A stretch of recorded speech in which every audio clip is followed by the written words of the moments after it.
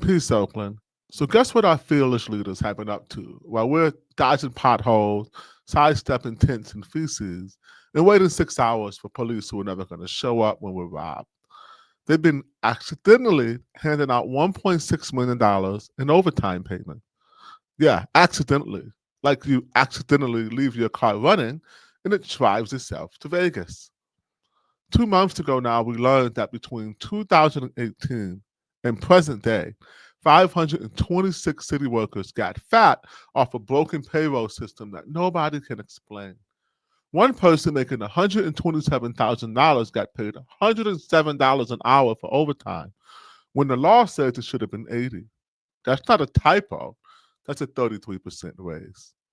And the best part is that no one can explain it. Finance, HR, plan Wordle, city attorney, on mute. But this wasn't just some one-time glitch. It's been quietly leaking since 2018.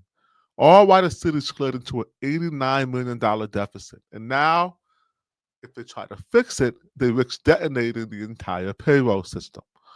Because when you patchwork disaster for years, one wrong move and you get lawsuits, strikes, and total chaos.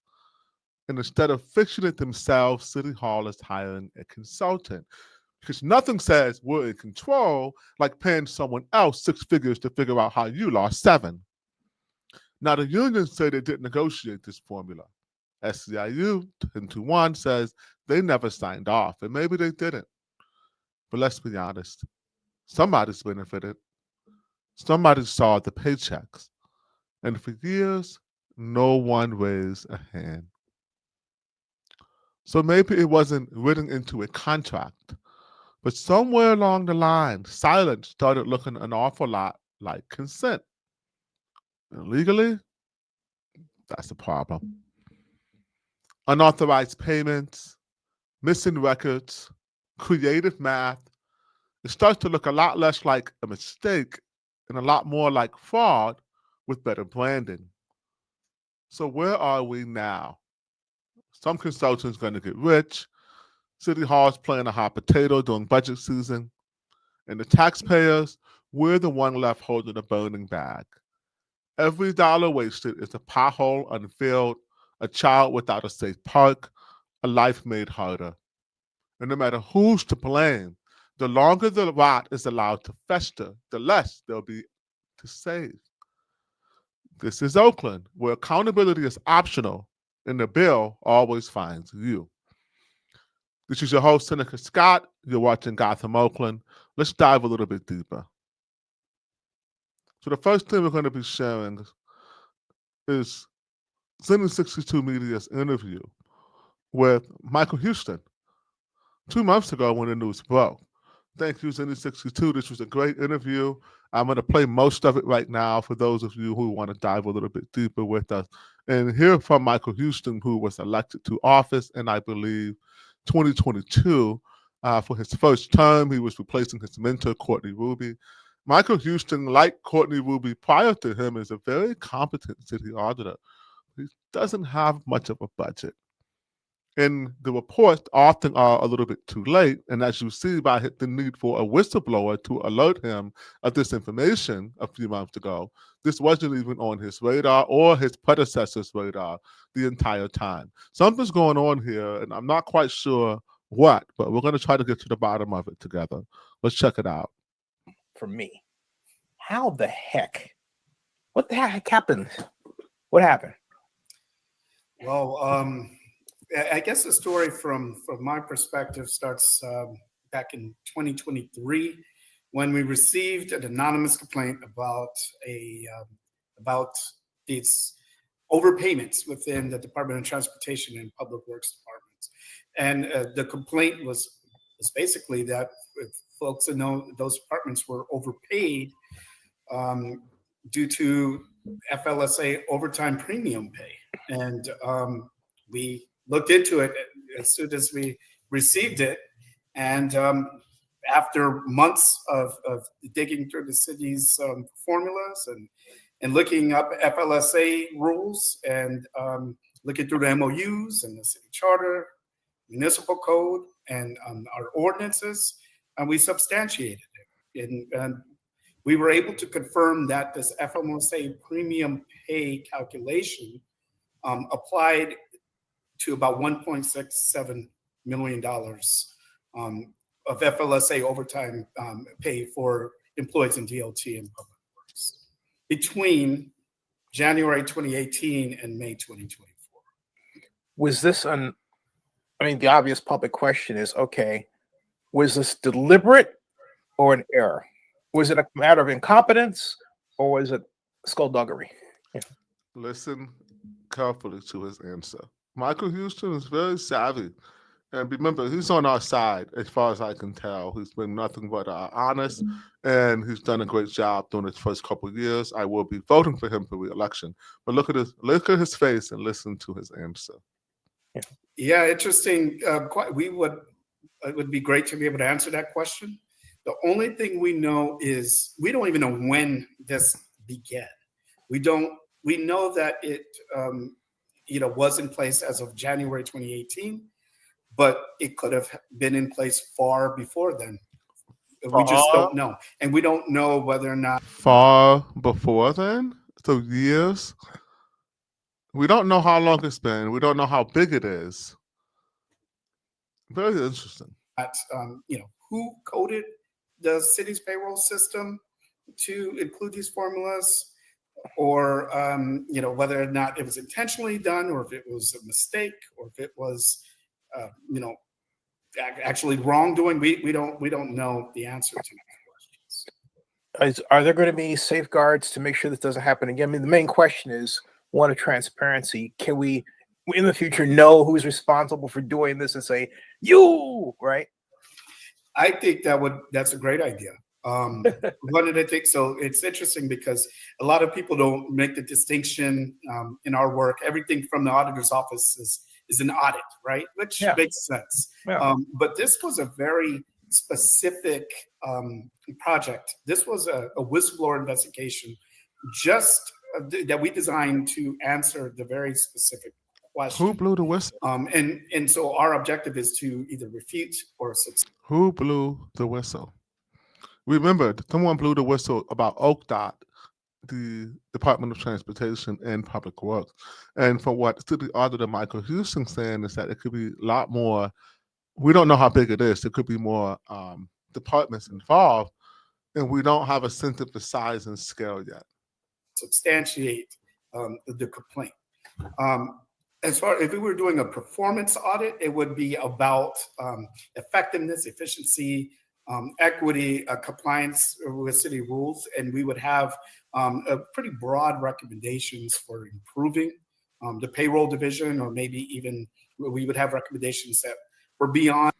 Recommendations, how about just return to FSLA standards until you can figure out what the standards should be, since it's not covered by the collective bargaining agreements. And so whatever is covered that we're contractually obligated to from our agreements with Local 21 and Local 1021, we can honor those, absolutely. But if what Michael Houston is saying is that we don't have anything in these MOUs to point to these excessive overtime payments, why can't we just go back to where we should be without the use of a consultant? Let me share another article from, I believe, 2 months ago, and then we'll talk a little bit more about my thoughts on this. Found more than $1.5 million in overpaid overtime pay. That money paid out over the last 6 years, but the problem could be bigger. ABC 7 News reporter Suzanne Fawn is live in the newsroom for us with reaction. Suzanne? Kristen, Dan, city leaders say the new findings are absolutely frustrating, especially at a time when Oakland has been forced to make severe cutbacks. Overpaid for overtime. An audit finds the city of Oakland overspent and paid more than $1.6 million in overtime to hundreds of Department of Transportation and Public Works employees. The Oakland City Auditor says the investigation covered a 6-year period from January 2018 to May 2024. We concluded that it was clearly a wasteful practice, but we know that it's been in place for quite some time. The reason behind it, the city used a different method to calculate overtime than is required by federal law. We asked City Auditor Michael Houston why. We don't know exactly when the problem started, and we don't know whether or not it was intentional or if it was by accident. Houston says he's reported the information to the city administration and more departments could be investigated. Interim Mayor Oakland Kevin Jenkins exasperated when asked about the findings. It's absolutely frustrating. That's $1.6 million that could go to supporting parks like this. That's $1.6 million that could go to supporting beautiful festivals that are going on this weekend, including Black Joy Parade, including other festivals. So that's money that could be spent in other places that promote the good in Oakland. The city of Oakland faces a budget shortfall of $120. Okay. Budget shortfall.